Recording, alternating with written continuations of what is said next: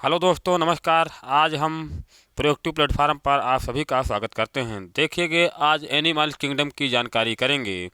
यहाँ पर 5 kingdom of classification. 5 kingdom classification 5 जगत की अवधारणा किसने दी थी? आर्य छुटेकर ने दी थी। यहाँ तक की जानकारी आपको करना है कि आर्य छुटेकर ने क्या काम किया। पृथ्वी पर पाए जाने वाले सजीव प्राणियों में जंतुओं को और पौधों को मिला करके उनको 5 जगत की अवधारणा के अंतर्गत एनिमल किंगडम में बांटा गया। एनिमल किंगडम को 5 भागों में बांटा गया। 5 भाग कौन कौन? मोनेरा, दूसरा प्रोटिस्टा,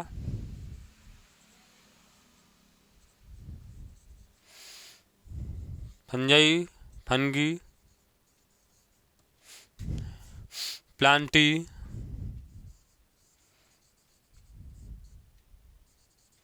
एनिमिलिया। एनिमिलिया 5 भाग बांटे गए। अब इन 5 भागों में आर्य छुटेकर ने जो 5 जगत की अवधारणा प्रारंभ की थी उन्हें में एनिमल किंगडम के अंतर्गत Monera, protista, fungi, Plantae, Animalia को बांटा गया। मोनेरा को हिंदी में मोनेरा कहते हैं, प्रोटिस्टा को प्रोटिस्टा कहते हैं, प्रोटिस्टा कहते हैं, इसको कवक कहते हैं, इसको पादप और इसको जंतु। आपने प्लांट किंगडम इसके पहले पढ़ चुके हैं, आपको जानकारी हो, प्लांट किंगडम की जानकारी हो चुकी है। लेकिन जो 5 जगत की अवधारणा बनाई गई थी उसमें मोनेरा, प्रोटिस्टा और फंजाई, प्लांटी, एनिमिलिया को शामिल किया गया था।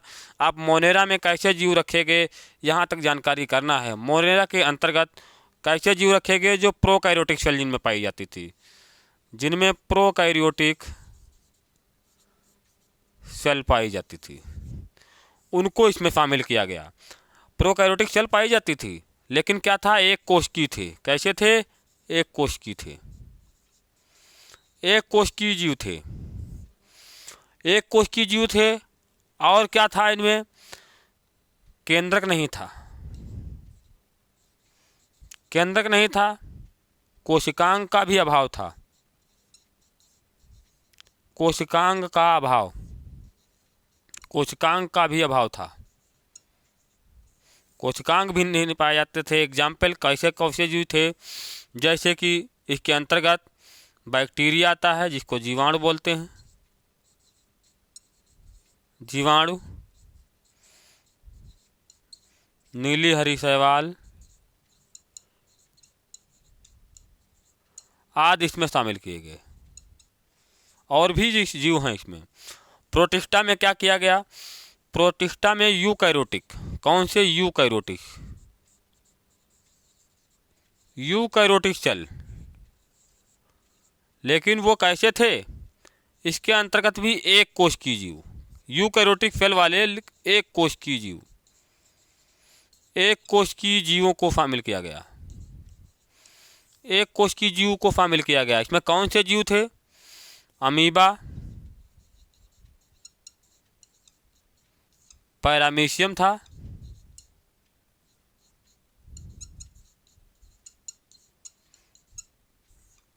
इस प्रकार से युगलीना भी था। लेकिन इसमें क्या था? केंद्रक और कोशिकांग इस वाली सेल में पाए जाते हैं। वो एक कोश की जीव थे। प्रोटिस्टा को शामिल किया गया। कवक के अंतर्गत समस्त प्रकार के मृत शरीर के ऊपर या फफूंदी जैसे जीवों को, फफूंद को शामिल किया गया। काहे को? फफूंद को इसमें शामिल किया गया। इसमें मशरूम को शामिल किया गया, ईस्ट को भी शामिल किया गया है। लेकिन ईस्ट एक कोशिकी माना जाता है। यहाँ पर कहा जाता है कि बहुकोशिकियों को शामिल किया गया। बहुकोशिकीय जीव को, यहाँ पर एक कोशिकी था, यहाँ पर बहुकोशिकीय, बहुकोशिकीय, बहुकोशिकियों को शामिल किया गया है। लेकिन ईस्ट यहाँ पर अपवास्त रूप के रूप में ईस्ट एक कोष्ठी में भी आता है, जो इसी कवक में ही शामिल किया गया। पादप के अंतर्गत समस्त प्रकार के पौधों को बहुकोष्ठीय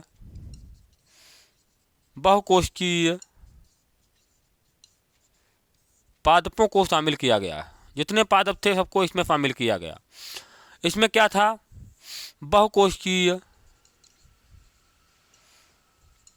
बहुकोष्ठीय जंतुओं को शामिल किया गया, और जंतुओं में इसमें मानव भी शामिल किया गया है। इसके 10 और उपवर्ग बांटे गए हैं। उनके आधार पर जंतुओं का एक एनिमल को ऐसे भागों में उपवर्गों में बांटा गया है जहां पर कशेरुकी, अकशेरुकी जीव जैसे स्थल पर रहने वाले जीव, जल पर रहने वाले जीव, स्थल और जल दोनों में रहने वाले जीवों को अलग अलग प्रकार से क्रम वाइज बांटा गया है। यहाँ से उपवर्ग कौन कौन से बांटे गए हैं यह भाग अगली क्लास में बताया गया। जैसा कि यहाँ से एक बार फिर से रिवीजन करते हैं। 5 किंगडम क्लासिफिकेशन, 5 जगत की अवधारणा किसने दी थी? R.H. व्हिटेकर ने दी थी। एनिमल किंगडम के अंतर्गत कितने भाग बांटे गए? मोनेरा, प्रोटिस्टा, फंजाई या फंगी, प्लांटी, एनिमिलिया, यानी मोनेरा, प्रोटिस्टा, कवक, पादप, जंतु, इस प्रकार से बांट दिया गया था। इसके अंतर्गत प्रोकैरियोटिक सेल आई, इसके अंतर्गत यूकैरियोटिक सेल आई। इसमें एक कोशिकीय जीव आया जिसमें केंद्र कोशिकांग का अभाव था। इसके अंतर्गत जीवाणु नीली हरी शैवाल को शामिल किया गया। एक कोशिकीय वाले यूकैरियोटिक में, प्रोटिस्टा में अमीबा, पैरामीशियम, यूग्लिना जैसे जीवों को शामिल किया गया। कवक में बहुकोशिकीय जैसे फफूंद को शामिल किया गया। इसमें मशरूम और ईस्ट को शामिल किया गया।